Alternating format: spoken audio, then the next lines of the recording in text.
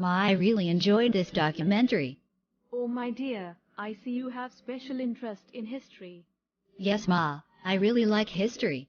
I really want to know how all these kingdoms and kings came to existence. Will you tell me? Please. Of course, my child.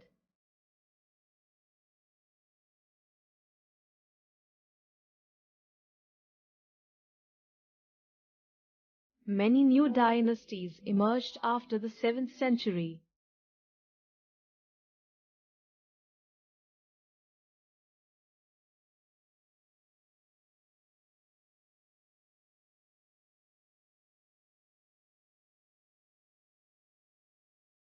There were big landlords and warrior chiefs in different regions of the subcontinent by the 7th century. Existing kings often acknowledged them as their subordinates or samantas. They were expected to bring gifts and provide military support to their overlords.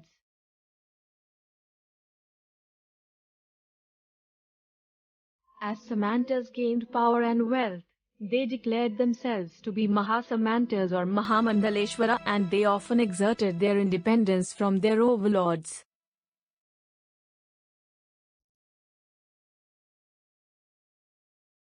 One such example was of the Rashtrakutas in the Deccan. Initially, they were subordinates to the Chalukyas of Karnataka. In the mid-8th century, Dantin Durga, a Rashtrakuta chief, overthrew his Chalukya overlord. He performed a ritual called Iranyagarbha with the help of some Brahmins. It was believed that this could lead to the rebirth of the sacrificer as a Kshatriya, even if he was not one by birth. Men from enterprising families also used their military skills to make their own kingdoms. The Kadam Mayura Sharman and the Guzara Pratihara Harichandra were Brahmins who gave up their traditional professions and took the arms to carve out their kingdoms successfully in Karnataka and Rajasthan. Wow, Ma. That is so incredible. So who were the main rulers at that time? The main ruling dynasties were Gurjara Pratiharas, Palas, Rashtrakutas and Chahamans in North India, and the Chola, Pandyas and Chalukyas in South India.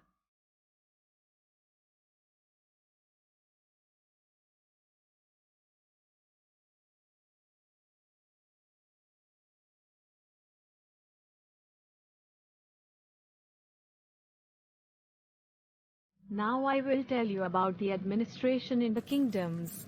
I'm so excited. Do you know many new kings adopted high-sounded titles such as Maharaja Adiraja, Tribhugna Chakravartin and so on? Wow. But still they often had to share their powers with their samantas and with association of peasants, traders and brahmanas. Resources were obtained from the producers who were persuaded to surrender part of what they produced. These resources were used to finance the king's establishment and construct temples and forts. Oh, really? Yes, my child. The functionaries for collecting revenues were recruited from influential families and were often hereditary.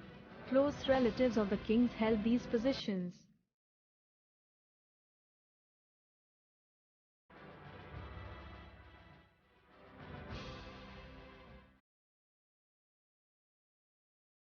Prashastis tells us how rulers wanted to depict themselves as valiant and victorious warriors.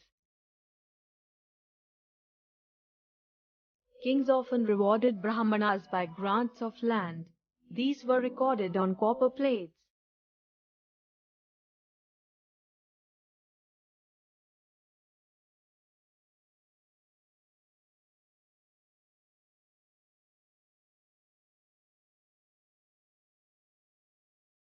The ruling dynasties used to be in a specific region, but at the same time, they tried to control other areas.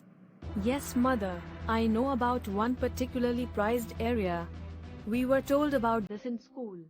It was the city of Kannauj in the Ganga Valley. For centuries, rulers belonging to the Gurjara Pratihara, Rashtrakuta and Pala dynasties fought for control over Kannauj.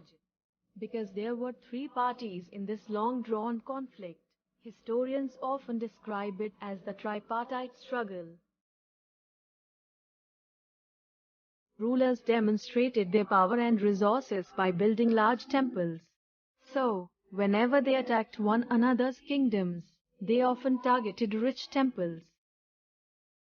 For instance, Sultan Mahmud of Ghazni, Afghanistan raided the subcontinent almost every year, and he always targeted wealthy temples, including that of Somnath, Gujarat. Others include the Chahamanas, later known as the Chauhans, who ruled over the regions around Delhi and Ajmer. The best-known Chahamana ruler was Prithvi Raja III.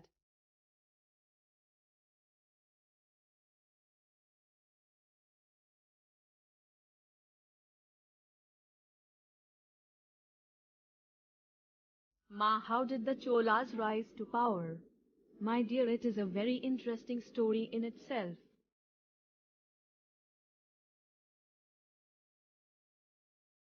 The Cholas were from a small family of Urayur. The successors of Vijayalaya conquered neighboring regions and the kingdom grew in size and power. Rajaraja I was considered the most powerful Chola ruler and expanded control over most of these areas. His son Rajendra I conquered Sri Lanka and countries of Southeast Asia. Cholas were big temple builders and bronze image makers. While most images were of deities, sometimes images were made of devotees as well. Agriculture was well developed along with various methods of irrigation. Settlements of peasants known as Ur became prosperous with the spread of irrigation in agriculture. Groups of such village formed large units called Nadu. Cholas kings gave titles to some rich landlords which were Muvemdavelan, Arayar and so on. Brahmanas often received land grants or Brahmadeya. Association of traders known as Nagarams also performed administrative functions in the town. Inscriptions also mention about Sabha. The Sabha had separate committees to look after irrigation works, gardens, temples, etc. Why, everything that you told me about the kings and their kingdoms was just amazing. Thank you, Ma.